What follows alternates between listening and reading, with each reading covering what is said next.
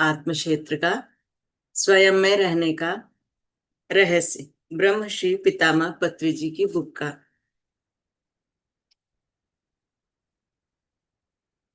तो अब बता रहे हैं ध्यान क्या है। ध्यान का अर्थ है स्वयं के साथ रहना, खुद से प्यार करना, स्वयं के साथ समय बिताना। जैसे हम अपने जीवन साथी के साथ समय बिताते हैं, अपने बच्चों के साथ, मित्रों के साथ, अपने पड़ोसियों के साथ समय बिताते हैं, वैसे ही हमें अपने साथ भी कुछ समय बिताना है। दूसरों के साथ तो हम बहुत समय बिताते हैं, लेकिन अपने साथ नहीं बिताते हैं। तो ध्यान के लिए ध्यान क्या है? अपने साथ समय बिताना। हमें प्रतिदिन अपने कमरे के एक कोने में बैठना चाहिए, चाहे तो सुखपूर्वक कुर्सी पर बैठें, दोनों पैरों को क्रॉस करें, शरीर को पूरी तरह शिथिल कर लें, आंखें बंद कर लें और हाथों को एक दूसरे में फंसा लें तथा साथ श्वास के साथ रहें। कुछ भी हो जाए, आंखें ना खोलें। प्रत्येक व्यक्ति को प्रतिदिन ज्यादा से ज्यादा समय तक ध्यान करना चाहिए। जब भी समय मिले या जब भी कोई अन्य जरूरी काम ना करना हो, तो ध्यान करना चाहिए। यह हमारे दैनिक जीवन का एक हिस्सा होना चाहिए। जब भी समय मिलता है, आंखें बंद करके अपने साथ बैठें। ध्यान विज्ञान इतना ही सरल है। भौतिक गति के 3 नियम हैं तथा ऊष्म गति विज्ञान के भी 3 नियम हैं। इसी प्रकार ध्यान विज्ञान के भी 3 नियम हैं। पहला नियम इस प्रकार है, जब हम अपने सरल, सहज, सामान्य, कोमल, शांत, स्वाभाविक श्वास प्रवाह के साथ होते हैं तो मन विचार शून्य हो जाता है। श्वास शरीर का कोई अंग नहीं है, परंतु फिर भी शरीर के भीतर है। श्वास यद्यपि स्थूल वस्तु नहीं है, परंतु फिर भी इतना स्थूल अवश्य है कि उस पर एकाग्र हुआ जा सके। श्वास अनवरत चलने वाली एक क्रिया है। श्वास कभी वृद्धावस्था को प्राप्त नहीं होती। श्वास ही शुद्ध चेतना को शरीर में लेकर आती है। श्वास बहुत सरल है। श्वास को अनुभव किया जा सकता है, उसे पकड़ा जा सकता है। हमें श्वास के साथ संगति बिठानी चाहिए। जब हम श्वास के साथ समस्वर हो जाते हैं तो मन खाली हो जाता है। यह है पहला नियम। महान ध्यान विज्ञान का ये पहला नियम है। ध्यान है मन को निशब्द बनाना, और इस काम की शुरुआत श्वास से ही होती है। हम ध्यान का आरंभ किसी मंत्र पाठ से नहीं करते। इसकी कोई भूमिका नहीं है। ध्यान में मंत्र का कोई काम नहीं है। मुख को बंद ही रखना है। यह मुख तो इस भौतिक जगत का एक अंश है, इसलिए ध्यान विज्ञान में इसका कोई काम नहीं है, कोई भूमिका नहीं है। ध्यान विज्ञान में पहली चीज है श्वास और अंतिम चीज है दिव्य चक्षु या तीसरा नेत्र। ध्यान है मन को नीरव बनाना। इसलिए हम कोई भी बिंब या चित्र को मन में नहीं रखते हैं जिस पर हमें अपने मन को केंद्रित करना हो। हमें मन को शून्य बना देना है। कुछ भी देखने का अभ्यास नहीं करना है। तृतीय नेत्र स्थान पर आंखों को स्थिर नहीं करना है। ना तो मुंह के से किसी प्रकार की आवाज निकालनी है, ना ही कोई मंत्र पढ़ना है। मन को श्वास के साथ रहना है। यह तो आधारभूत बात है। यदि मन ही सांस के साथ नहीं है तो वह खाली नहीं हो सकता। मन को विचार शून्य बनाना है। मन से सभी सामाजिक व धार्मिक मानचित्रों को बाहर निकाल देना है।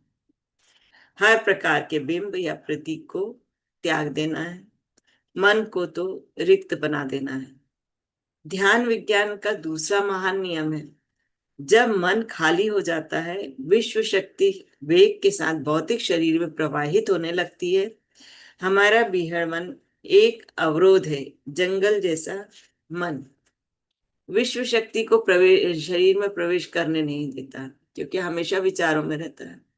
जब मन ही जंगल जैसा हो तो यह एक बड़ी बाधा बन जाता है। यह तो वैश्विक ऊर्जा को अंदर उतरने ही नहीं देता।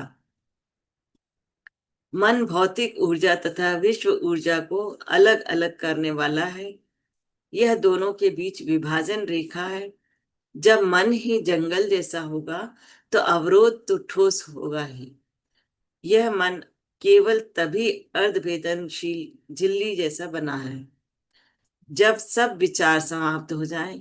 अतः अपने ठोस मन को तरल मन बना लेना, जहां विचार कम हो और खाली स्थान ज्यादा हो।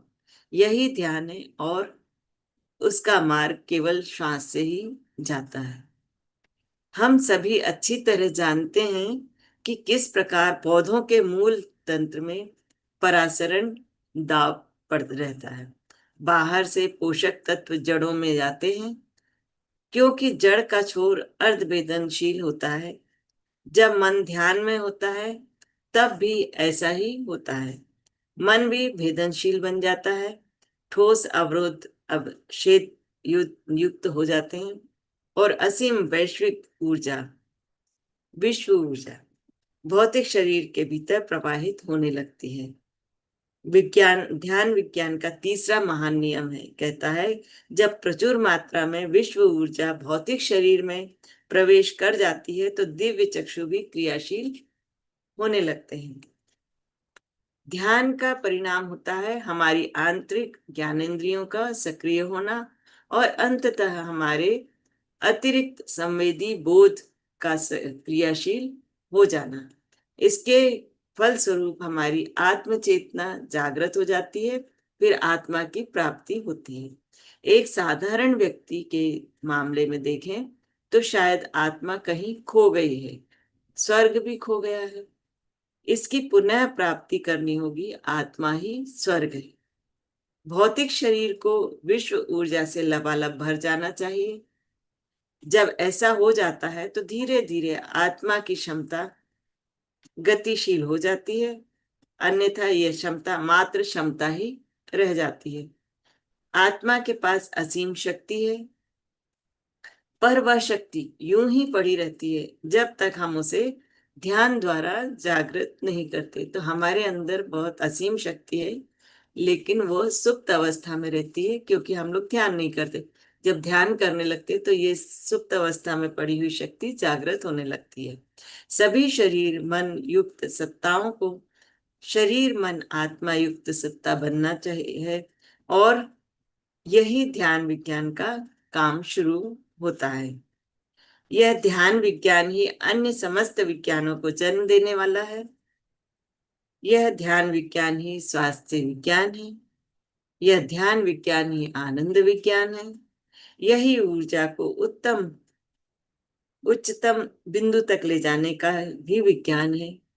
यह एक विज्ञान ही सबको जोड़ने वाला विज्ञान है। यह मानवता, ये सभी विभाजित हिस्सों को जोड़ने वाला है। ध्यान विज्ञान की जय हो। तो ये आत्म क्षेत्र का हमारा स्वाध्याय यहाँ पे संपन्न होता है।